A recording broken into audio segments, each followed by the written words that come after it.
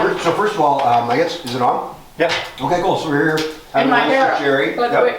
it's COVID time and I haven't had a Hair and haircut in makeup was, 3 months. we had a conflict, so Never I wore didn't get it, makeup, I didn't so. get it either. So we're just sitting here having lunch with Gerri Carlson in Tom and Jerry's old house. And we're just gonna kind of have a little bit of conversation here, a little bit about the company and kind of what the anniversary means to her, and some memories of Tom as well as the company and her part in kind of getting this whole thing going off the ground.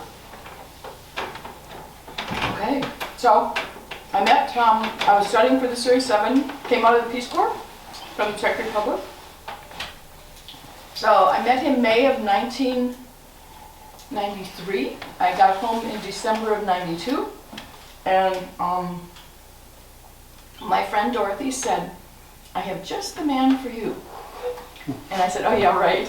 Yeah, sure. We've heard Sure. that before, right? Yeah. So I said, okay, so she invited him with 4 other women to her house on Memorial Day.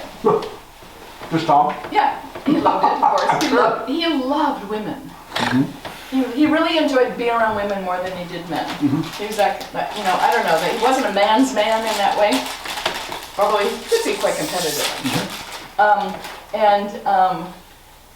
And I thought he was kind of cute, so Dorothy asked me later, what do you think? And I thought, see, he's interesting, you know. He was 9 years older than I was, and but he was fascinating for sure. And so he called Dorothy the next day to ask her to go out for pizza. And she said, oh, I'm busy, but you know, I think Jerry might want to go. And after that, it was a big hit. I mean, so was that here in Bozeman? Yeah, it was here in Bozeman. Yep. And so it was 3 months and we were married. Wow. We couldn't really get married because his second wife, who died after 2 years of marriage, worked for the government, and he couldn't remarry, and he would lose his annuity and health insurance. Yep. If he remarried before he was 56. So we had to wait. But we had a big ceremony, big fun time out at out at a ranch actually on the river. It was gorgeous. Yeah, we were in Madison, wasn't it? On the Madison, yeah. And I'm picking my teeth, oh God. So it went really, really fast, and you know, it really worked because we both kind of knew what we were looking for in a partner. Sure. Yep. I just listened to a tape that said 65% of second marriages end in divorce. So we actually didn't get married for another 3 years. I would think it would be the opposite, maybe, that you kind of know what you're looking for. Yeah, you'd think, but 50% 50% first marriage, Yep. 65 second marriages. So anyway, Wow. I won't be married again anyway, but I wouldn't mind a nice partner, but anyway, just someone who has their own house. My mom's in the same boat, yeah. Some companionship, but not full time. Yep. So when you met Tom, he was running Winston, right? He had sold Winston. He had just sold Winston, okay. Gotcha. And then, He sold Winston in 91, I think. and then we always try to get that timeline, I think it was 91-ish, yeah. And then what was the idea for Tom Morgan Rodsmiths? Well, so I became a broker for about 1.5 years, and he said, oh, if you didn't have to work so hard, we could have a small rod company. We could go fish in New Zealand every year. You know, you don't only have to rod rods, you don't only have to work part-time. You'll watch me fish? Yeah. I teach you how to fish, and you know, we travel all over the world, and there's wow, that sounded really good. And we were still living, he had a house in Sacagawea, out between Belgrade and Bozeman, and he had a big shop there, but so that must have been, that was before we moved out here. But then I think, let me see, when did we moved into here February of 96. And so it was, I think it must have been in 95 I decided to do this. So I quit Edward Jones, and then we did quite a bit of traveling to do we started to build, he started designing the rods. The first rods he could still cast some, and then the second set of rods, so those were all the 2-piece graphite, and then I think we were still working on the 6-weight, or one of the weights anyway. He had to cast from a wheelchair, but he could do that. And then after that, he couldn't. Yeah, he couldn't move. What he started to do, he started to lose his appendages, so he couldn't move his arms anymore. He didn't have the strength. And he stopped feeding himself December of 95. Wow, so fast. So fast, yeah. Which is typical of men with MS. I mean, that's, you know, especially you get it later in life. Yeah. Yep. So, so why we continued is a real question. Yeah. Both of us. It's like, you can't move. We just started, yeah. Yeah, we just started. I never built a rod, and we had 100 orders with deposits paid. What was that timeline, Gerri, from Okay, so let's start TMR to he's wheelchair? oh, he was wheelchair before we started. Wow. Okay. Yeah, I mean, we had talked about it. We did the catalog. We were living out at Paige Dabney's cabin while this house was being built. And we had already done some traveling, and we made contact with G. Loomis, I think, because they were going to roll our blanks, and they did roll the blanks. And then we met with his cousin who built the caps and collars, and oh, we just met some of, you know, we really went and met the industry people. Yeah, got everything set up. Yeah, and he was driving then, so that was before 94, 95. I mean, it was in the year of 95. Planting the seeds, seeing what's feasible. See, how are we going to do this? And, you know, and had he not had the experience, there's no way you could make it start a rod company, I think, anymore. I don't know, it would take enormous amount of capital. Anyway, so, so then we moved into, so we didn't have a shop really, because we moved out of the house because he sold his house, and so we didn't have I don't even know, all the equipment must have been in storage somewhere. I don't know, because he had the lathe, the big metal lathe and the other thing. Yep. And so we put this shop together in February when we moved out. And it was initially designed as an art room for you? No, it was always a shop. It was always a shop, okay. Yep. And that was in February. We had 100 orders. I'd never even built a rod. So Gerri Carlson helped show me how to, and they had to be at like high level. I mean, not just a rod. I mean, they had to be pretty perfect. I remember being in the coating room when I first started learning to coat. I was in there hours, and Tom was waiting outside. And, you know, he was doing something in the shop, and he said, "Aren't you done yet?" It's like, I've got to figure, you know, you got to figure it out yourself. I remember when you sat in here, and I'd be in the coating room, I'd be, oh my God, I think I have to ask Gerri how to fix this. Yeah, and how do you But I've been working on it for an hour. Yeah, and what you want it to look like. You know, we went to one of the shows in Denver, and I looked at all of the rods, and Loomis's were the best coated. They were beautifully coated. Yeah. I thought, okay, that's my bar. Yeah. I'm going, and the wrapping, and not get too much coating, and to cover your wraps, and oh my God. So, I mean, it just was a lot of, and you know, I actually enjoyed that part because it was creative. It was like, how am I going to get here? What do I have to do this? And there's an aesthetic to that, right? Oh, yeah. It's kind of a, Yeah, you want a certain look and you work to get it, and it's like art in a way. I also think of rod building as a really high level craft. It's not really art because you're repeating, but it's a high level craft. Yeah. So I'd never built a rod. So Gerri Carlson was showing me how to wrap, and I was practicing, you know, an hour a day or something like that, not realizing that I had this much to go, and the learning curve was huge and fast. It was huge. And you know, the amazing thing about Tom is he never doubted that I could do it. He didn't know me that well, but he just never doubted it. Yeah, he's pretty determined that way and resolute. And he didn't beat me either. Right. Well, Get out of that shop. How did, who taught you how to coat? Was that Gerri too? Gerri Carlson showed me how to coat first. Yep. And he turned all our handles, because I was a little, I wouldn't say afraid, but I didn't like the lathe. Yeah, the machine. Yeah, it was just loud, and it was, and there's a technique to doing, you know, turning a handle without a form. You know, you figure it out, and if you ruin it, then you got to cut it off, and it's more work, and so. So then Gerri just couldn't come over as often as we needed, and so then I ended up learning how to do that. And it wasn't hard; it was just a matter of figuring it out. Yeah, just doing it. It's kind of the same thing with coating, but I had enough to do with just coating and wrapping and getting rods out the door. And we, you know, I knew I had to get 9 rods out a month minimum in order to pay what we needed to pay, and we didn't have shop payment, you know, so. So that was, you know, so I knew I had to do that. So there was that kind of pressure, and then to do them perfectly, and if you got a scratch on the rod and it was done, it was, Oh, you know. Couldn't do anything about it. Couldn't do anything about it. There's no way to fix those Then you things. gotta get blanks, you gotta get coded right, you gotta get. I mean, everything had to be at the highest level. Perfect. All everything, you know. Even putting on the little cork check. If that I got know. on crooked, I know. or if it didn't slap down tight enough. I always or- felt like the process that we learned from you and Tom, every step along the way has more pressure because of all the steps that came before it. So when you're at the end of the process, you don't want to screw up all the work No. up to that point. Joel's station at the shop is I get sweaty palms. 'Cause I'm I like, finally have somebody working in there's- there with me. Nobody's been allowed really to come in there.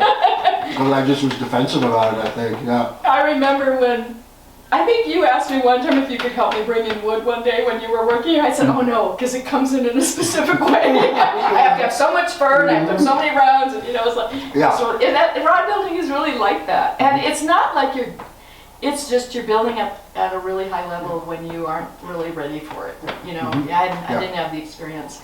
That's a particular feeling. And then Tom's Yeah. health was, well, he was all, by the time we moved in, he had quit feeding himself. We could always transfer up until the last couple months. So he could stand sort of weak, but you know, he could sit at the end of the bed, but I couldn't let him go.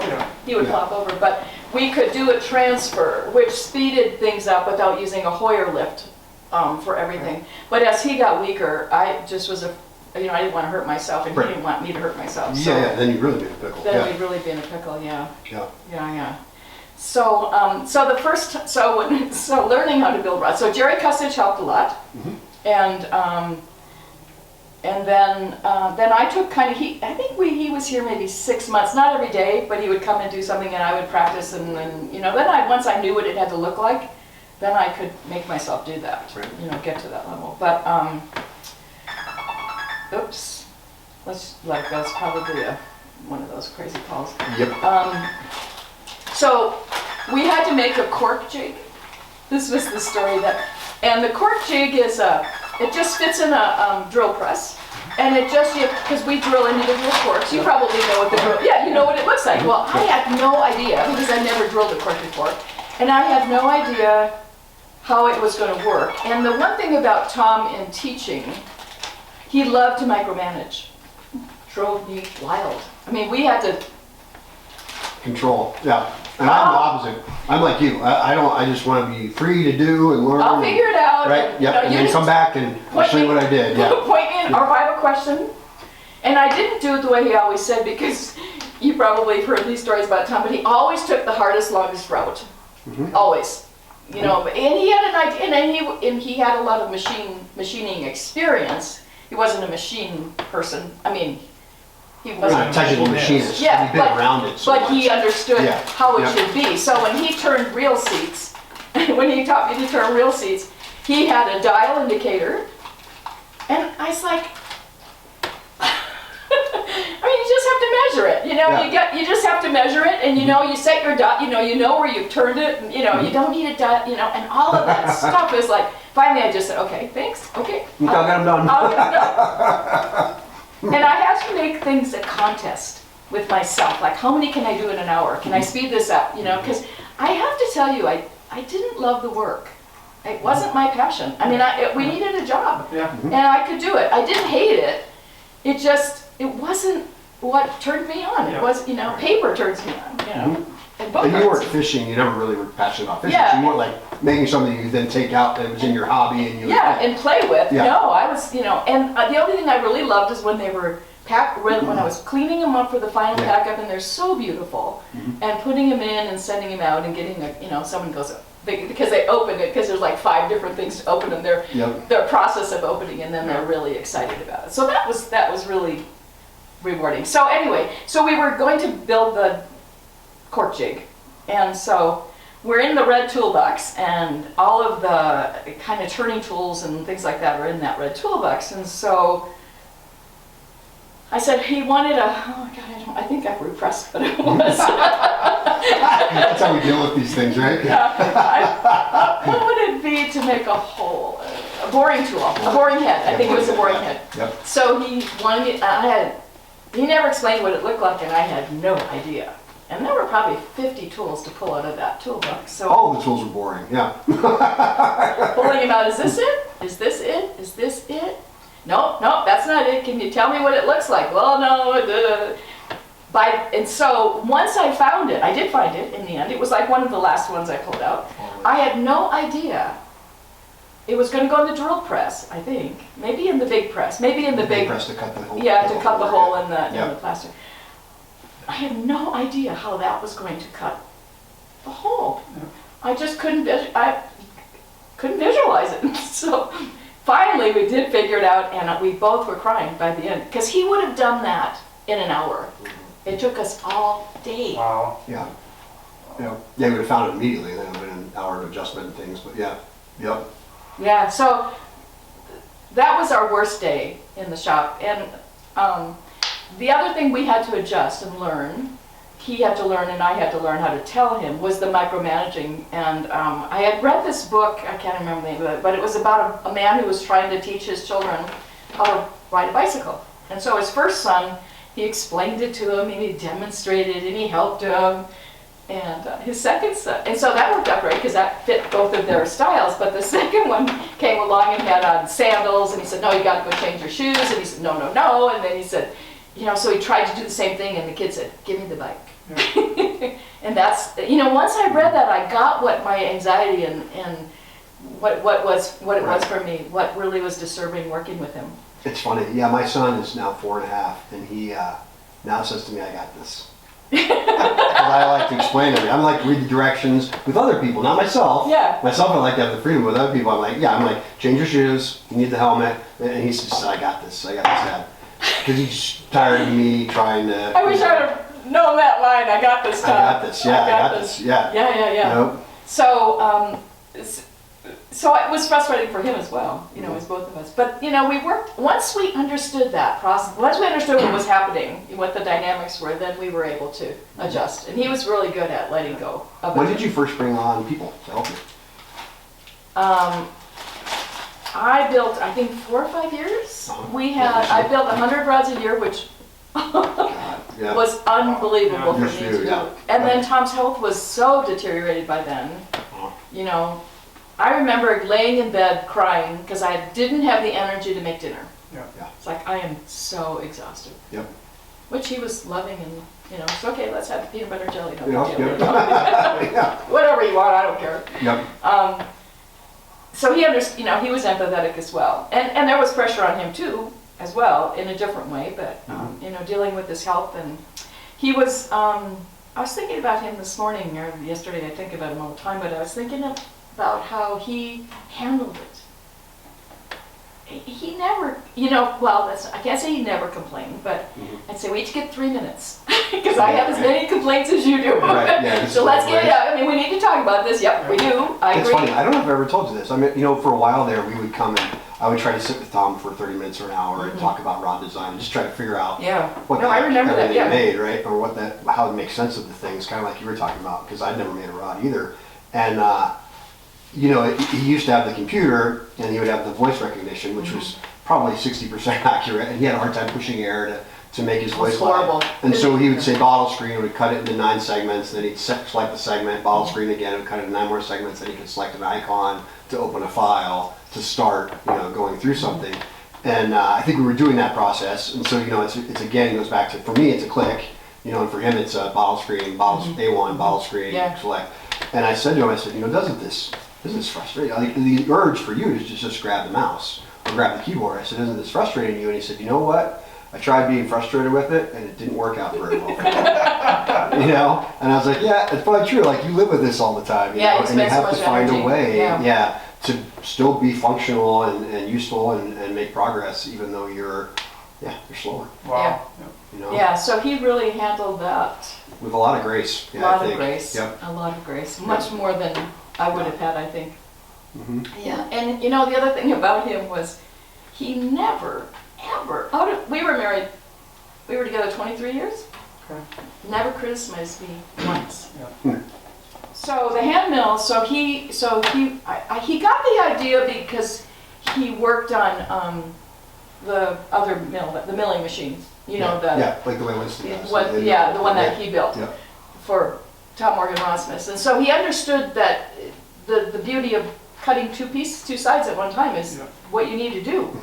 And the machine. Oh, you mean the rougher? The rough cutter just the rough can't cutter. do it that exact. Yeah, So yeah, you end up throwing out a lot, so you don't want to cut them down that close because you can't use them. Right. You know, and there's all so much work before it gets there. Oh God. Choosing and splitting Oh. like that, yeah. Yeah, and I thought I would build bamboo rods till, well, you asked, I'll do the handle, then you asked when we hired people. So he had this idea, and that was really before the rod company even was just starting. But we didn't get to that. We didn't start building them for us until several years later, 6 or 8. You did rods first, yeah. We did the graphite rods first, and then we started building them, but we didn't start building our own bamboo rods until we had that production going. So we hired Bill. Right, Bill Blackburn. He'd be one to talk to too. Yeah, oh yeah, we got him on the list. We hired Bill to drill the beds here. Oh God. Just to drill the Because beds. you make one mistake on that and the whole roll, that's $100 out the door, with one letter One wrong steel. on the, Yep. Anyway, but Bill did a good job on that actually. And so then he had been building bamboo rods as well. So Tom and I talked about it, and we didn't think we could actually financially make it unless I made 100 rods a year, and I couldn't make 100 rods a year forever. Not I forever. just couldn't do it by myself. Yeah. There's 26 steps in a friggin' reel seed. Yeah. you know? Yep.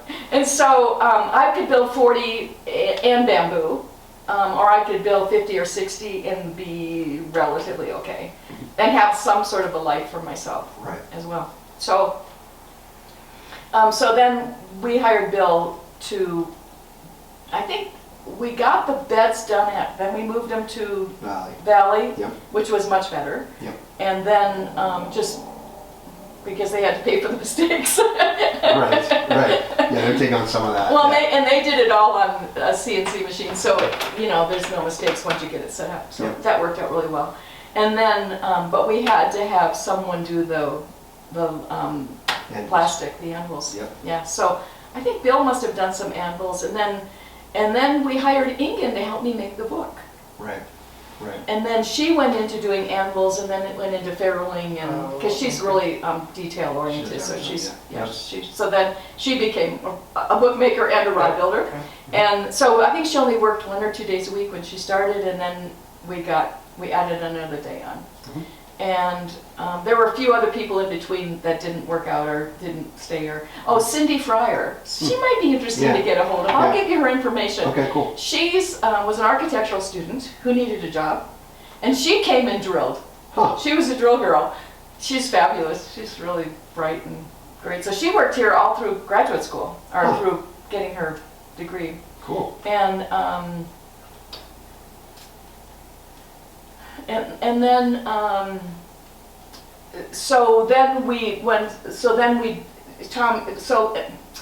I think that he worked with his cousin on developing that. His cousin has a beautiful machine shop in Grants Pass. Not an easy person to get along with, but Yep. And even for Tom in some ways, me especially. Tom, he didn't give Tom any crap, but so they worked that out, and then they started in production, and then there was a problem with them. The dial kept moving down a little bit, so you couldn't stay accurate, so they had to put a different component on, so we had to bring them all back Yeah, you had to pull them all in and make that adjustment, and then send them out. And then in fact, you'll probably find a few out there that never got back. Sure. Because Yeah. we sent out a notice to everybody, but not everybody responded, and so then it was 100%. just too late to do that. Yeah. So I think by the time we sold the business, we'd sold 250 panels, something. What was your expectation going into it? 10 a year. Yeah, right? Yeah, the most. That was the most. Yeah.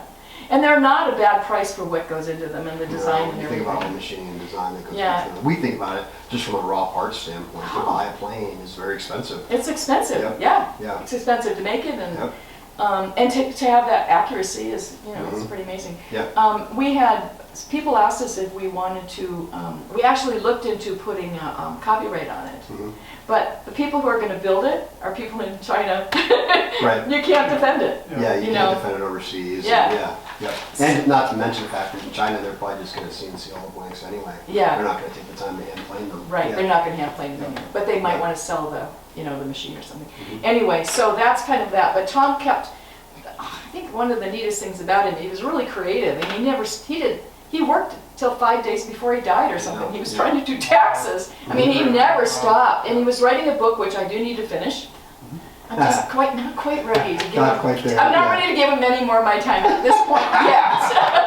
I will. I will. I've got to contact a few people to add a story to it or something. But Yeah. I keep apologizing to him and saying, you know, I'll get there, but I'm not quite ready yet. Not today. My own work to do. So, but he never stopped being creative. You know, he always had a new project. And so finally I just said, you know, and so then we did the fiberglass, because he wanted all three, because that would make this company really unique. And he also thought we could sell it better if we had the four-piece and the fiberglass. So, and he was right about that. But I walked through France in 2012 and I was done. I wanted to sell the company.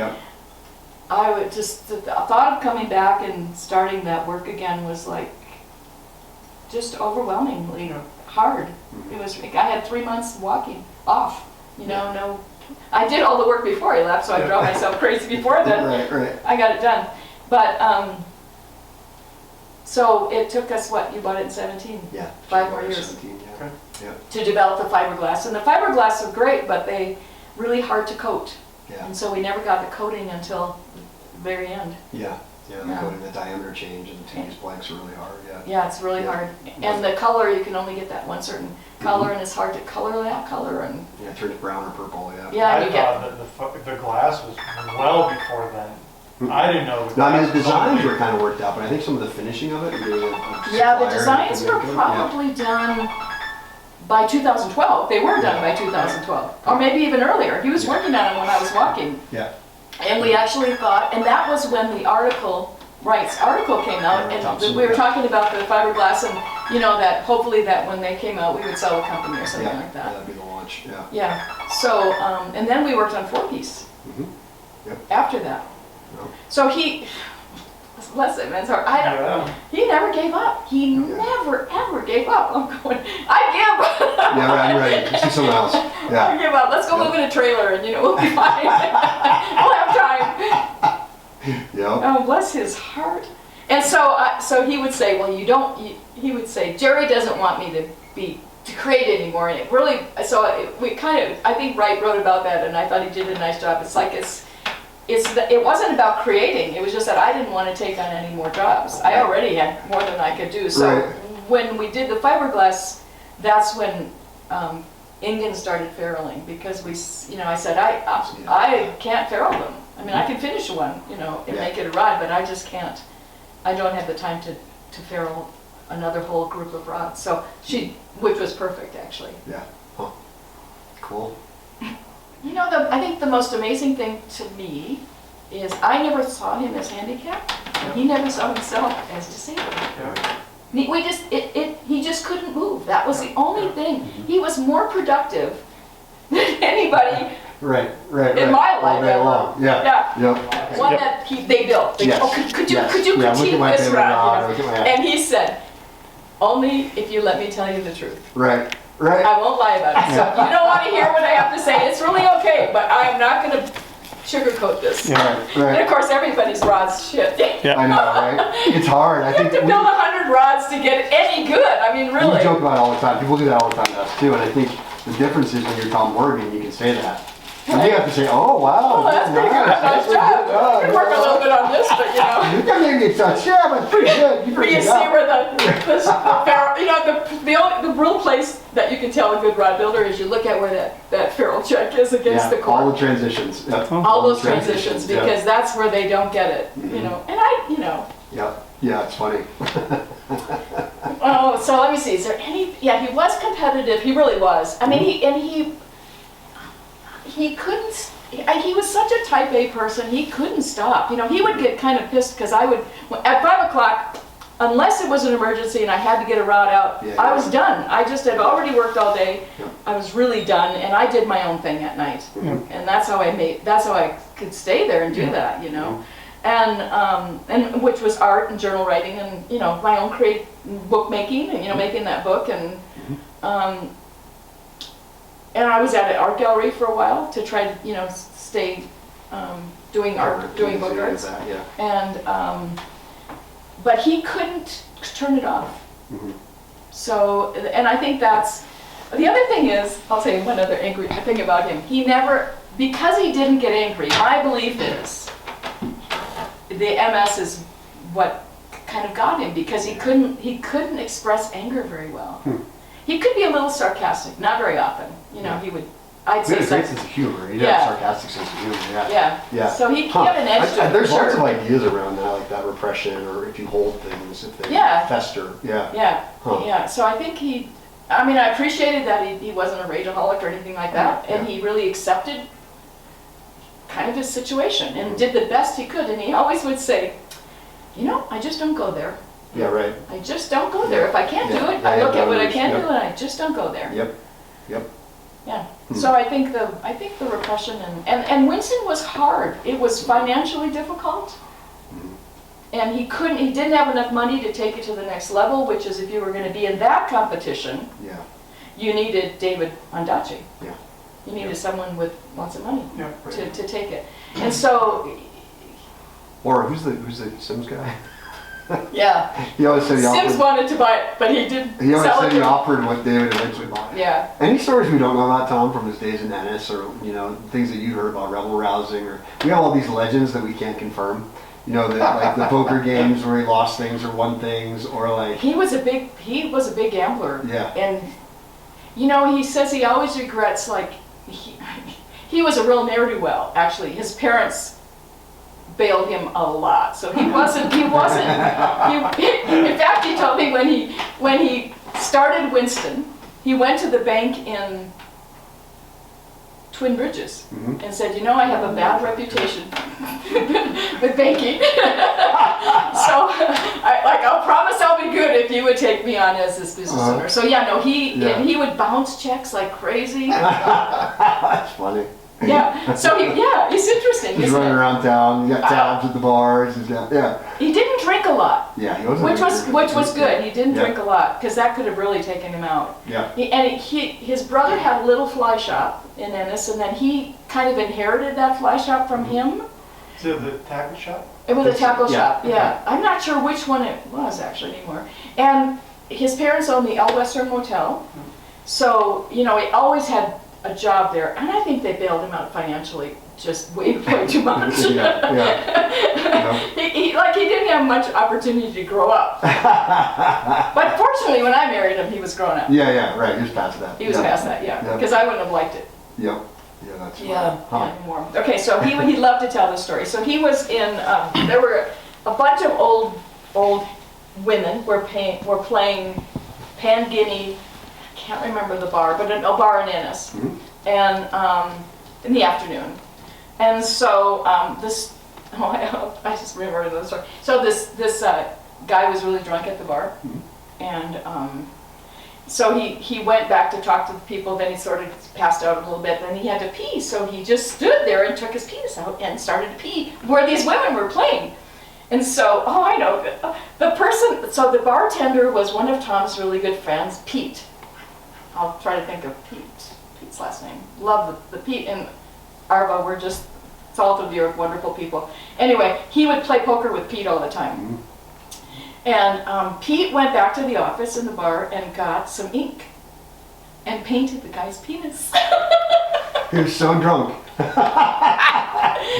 they called Pete Rembrandt. So this is Ennis, Montana. Yeah.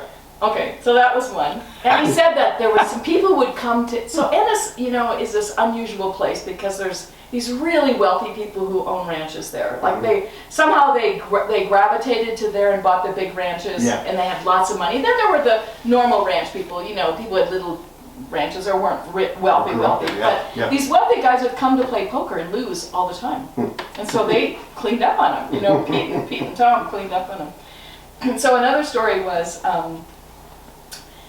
Tom's dad, they had the motel, and he had this guy come with a woman, young guy, and he wrote a bank check from Butte. Now, do you know what bank checks were? Is that like a cashier's check? Well, it's like at the bar, they would have a checkbook, a blanks, and you could just write a check and just write your bank. And, and so there's no way to tell it was a weekend whether that was any good or not. Yeah. Huh. So the guy had a bank check and he wrote it to Tom's dad, and so they left the next morning, and Tom's dad went to the bank and it wasn't any good. So they found the guy. They traced him. They saw which way he left, and they found him.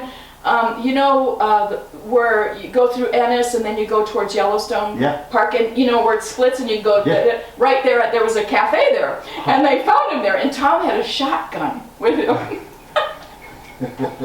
And Tom was still in high school, and so the guy, so they went in, and Tom cocked the shotgun. The first sound the guy hears. Yeah. And Tom's dad said, "You cheated me," and Tom had the gun and. Yeah, that's my the enforcer for the Western. Yeah, that's the collection agency. So the guy said, "Well, I don't really have enough money." And he said, "Well, what do you have?" So he gave him his suitcase, and Tom still had the top coat from that suitcase. Gave him his suitcase and his clothes. Wow. You got a watch? You got Oh my God, Tom loved that story. And there's one more I just thought about this. I was telling the first one about Rembrandt. Oh, I know what it is. Okay, so this is the third of his best stories. So there was, I have to try and think of the name. Oh God, I should write these down. There was this drunk who was a sheep herder. He actually was a test pilot before World War II, and he lost a really good friend, and he just lost it, and he came out to be a sheep herder. And so he would work all summer out in the mountains with the sheep, and then he would come in and he'd give Betty at Betty's Cafe all of his money, so he'd have enough to drink on, and then enough to pay for his food. And so he was set for 3 months. And so he was at the bar, and his head was on the bar, and he was really drunk. And the bartender, God, I don't think it was Betty, but the bartender says, "Oh, what's his name? Oh God, I'll think of his name." But anyway, I'll just say it's not Henry, but it's not like that. But anyway, it was 2 syllables. He said, "Henry, did you poop your pants?" And Henry puts his head up and says, "Today?"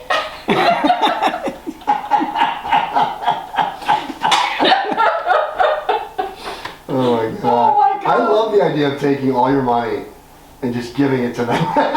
Say, okay, I'm going to sit here Betty, you just say, eat. "I'm going to drink, I'm going to get drunk every day, And eat every day and for eat 3 every months. day, and then I'm going to poop my pants every day." And Awesome. Gerri, I know you've probably, this is pretty open-ended, but of all of the things that we've talked about today, what's the one thing, you say you think about Tom often, what would that one thing be? his kindness. Yep. Yeah, his kindness. He was, the fact that he never ever criticized me. Yeah. I mean, I deserved it.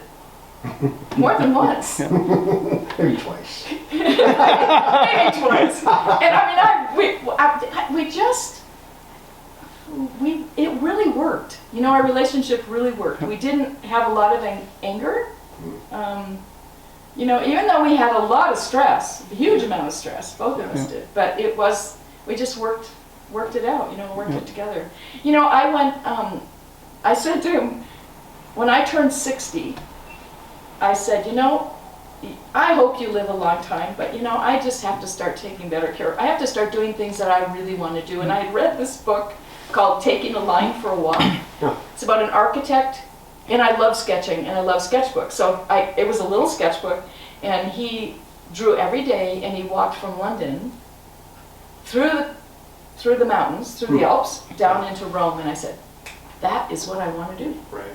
So I started walking. I walked 2,000 miles before I headed out to France. Yeah, yeah. And sure. so I said, well, I can't, so I said, first I want 5 months. I need to be gone 5 months, because that's what it's going to take to walk that same walk that he did. Yeah. And so he didn't bat an eye. I mean, he couldn't move. Yeah. And we had, yeah. our life depended on whether, I said, I'll get all my rod work done before I leave, so we have money in the bank, it'll be paid for.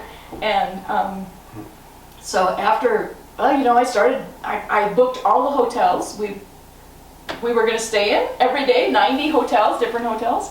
And not 90, I think there was like 85, because we stayed in Paris a couple days, and then we stayed a few times 2 days.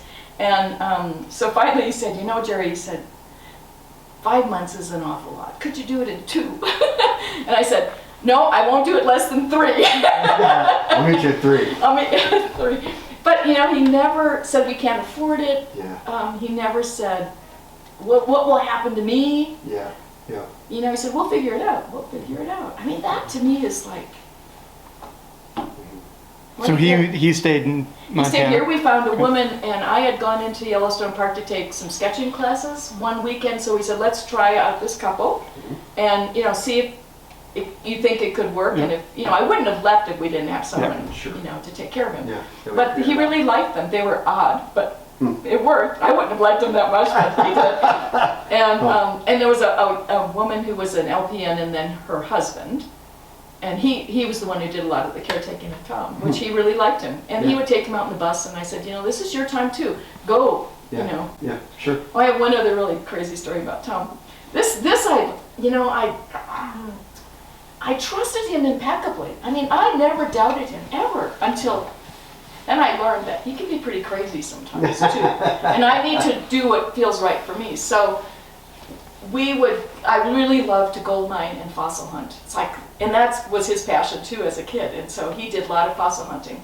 And so we had Moby. You probably saw pictures of Moby, but was the a bus? 1984 Econoline van, diesel. Converted, Converted, yeah. It was on a... For taking a wheelchair in, and there was a space Yeah, he in had it a for lift, the wheelchair, and we made it into a camper. We went camping like 250 days in that. I mean, he was that, he couldn't move, so we figured everything out, and I'd drive and we'd go, So anyway, we went up, he said, I know where they're the best fossils. So we went up Ruby Creek, and we're on a logging road.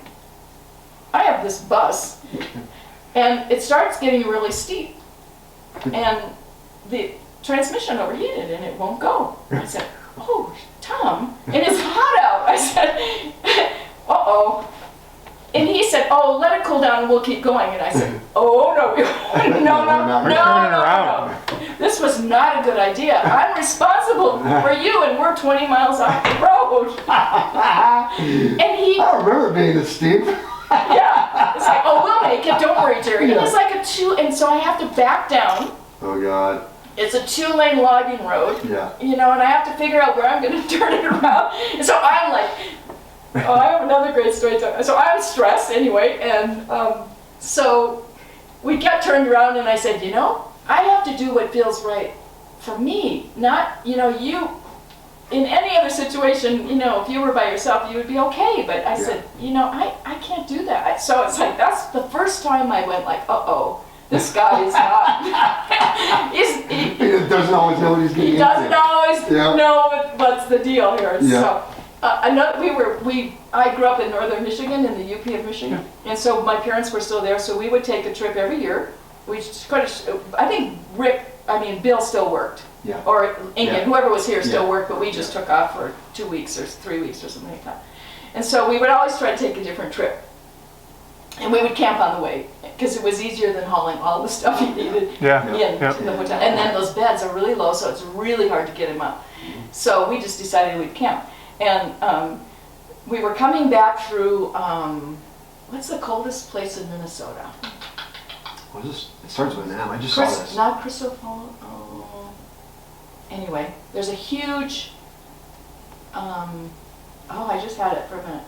Anyway, so we came up through Canada. We decided we'd go a tiny little road through Canada till we got to I just started thinking about this cold weather auto facility that's in like Maudette, Minnesota. It's supposedly always cold. And It's they think always- all the cars there are tried in sub-zero temperatures. Oh, I don't know about that, It's but this really is always cold. cold and it's, Yeah. and so we were gonna cross there, come down by Duluth, Mhm. and then, or no, somewhere in Wisconsin, we were gonna come down. Yeah, so it's in Wisconsin, not Minnesota. It's in Wisconsin. Anyway, it's a cold place in Wisconsin. So we're driving and I can't find the turnoff. I have no idea where the crossing is, the Yeah. border crossing. Yeah. So I'm looking and I go ask this guy and there's huge buildings because it's a big paper mill. Yeah. And so I'm going, this is really weird. It's not marked. And people cross there all the Crystal Falls. I Yeah, think. Crystal Falls. Maybe something like that. Anyway, so I finally go to a gas station and he says, really clearly points me, and you go in between all of these paper mill buildings, and they're huge. Yeah. And so yeah, I'm driving Moby in between these paper mill buildings, and we get to this railroad bridge. It's a railroad bridge. There's no tracks for a car. And they say, and Tom said, oh, we did this in New Zealand all the time. You just cross it with the rail. I said, oh my God, I can't do that. And he goes, oh yeah, Jerry, we can do that. We can do that. So I'm halfway down and a train starts backing up. And of course, my voice gets higher and higher as I get scared. Yeah. And I said, should I go out and wave him down? Yeah, what do I do? Well, it didn't hit us. It must have, somebody saw that we were there. Yeah. And then once we got off of the bridge, I could not see the woman in the booth. I mean, I was probably panicking anyway, but I Right, couldn't yeah. see her. So she gets out of her booth and starts going. Waving you down. Yeah. The little tiny border crossing with one person in it. Yeah. Yeah. And Oh. she just, oh, go on. Oh my gosh. Oh, we used to do this all the time. Yeah, that wasn't, yeah. In New Zealand. In New Zealand, we did this all the time, Jerry. You just drive on the railroad bridges. Yeah. I love that he never complained, and he was really stoic, and that helped me because I Sure. didn't get too caught in it. Well, you fed off of it. You fed off of his confidence, and Yeah. you didn't get angry because he wasn't getting angry. Yeah, so it and didn't build that stuff. Yeah. Yeah. It was amazing. It was a really good relationship. They're hard to find. Yeah. Yeah. Yeah. Yeah.